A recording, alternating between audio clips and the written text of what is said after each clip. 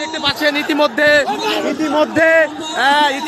দুই পক্ষের ভিতরে একটি ব্যাপক সংঘর্ষ শুরু হয়ে গেছে। দর্শক, আপনারা দেখতে পাচ্ছেন ইতিমধ্যে দুপক্ষের মধ্যে জেলা স্কুলের ছাত্ররা কিন্তু দীর্ঘ সময় তাদের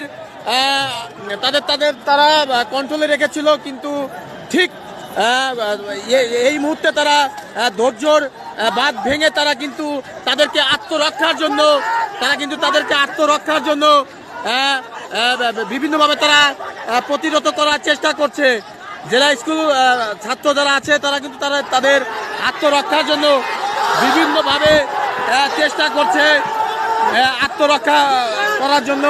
এখন তারা শেষ পর্যন্ত তাদেরকে বাইরের যে দর্শনার্থীরা ছিল তাদেরকে প্রতিরোধ করার জন্য তারা নিজেরাই সর্বদা চেষ্টা করে যাচ্ছে। আইন শৃঙ্খলা সর্বোচ্চ চেষ্টা করেছে এই দর্শনার্থীদের, বাইরে যারা দর্শনার্থীরা এই প্রথম যারা এটা শুরু করেছে এই ঝামেলাটা, তাদেরকে ব্যাপকভাবে চেষ্টা করেছিল তাদেরকে থামানোর জন্য। তাদেরকে পারে না, এইমাত্র আমার গায়ে এসব একটি ইট লাগলো।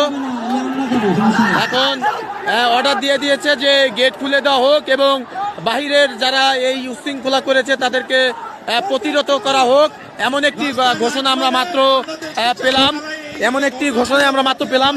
রাস্তায় লাইট মারেন, রাস্তায় ফোকাস দেন, আমরা দেখে রাখবো এদের। এই ছোট লোকদের, এই বস্তির গোলাপানকে দেখে রাখবো আমরা। যারা জেলা স্কুলে ভর্তির যোগ্যতা নাই, জেলা স্কুলকে হিংসা করে, অসুবিধা নাই, তারা প্রোগ্রাম বন্ধ করছে। আমরা ইনশাল্লাহ দেখাই দিব যে এত ন্যাক্কারজনক মানুষ থাকতে পারে, আমাদের ধারণা ছিল না। গেটটা খুলে দেন। Thanks for watching Aikmat Digital.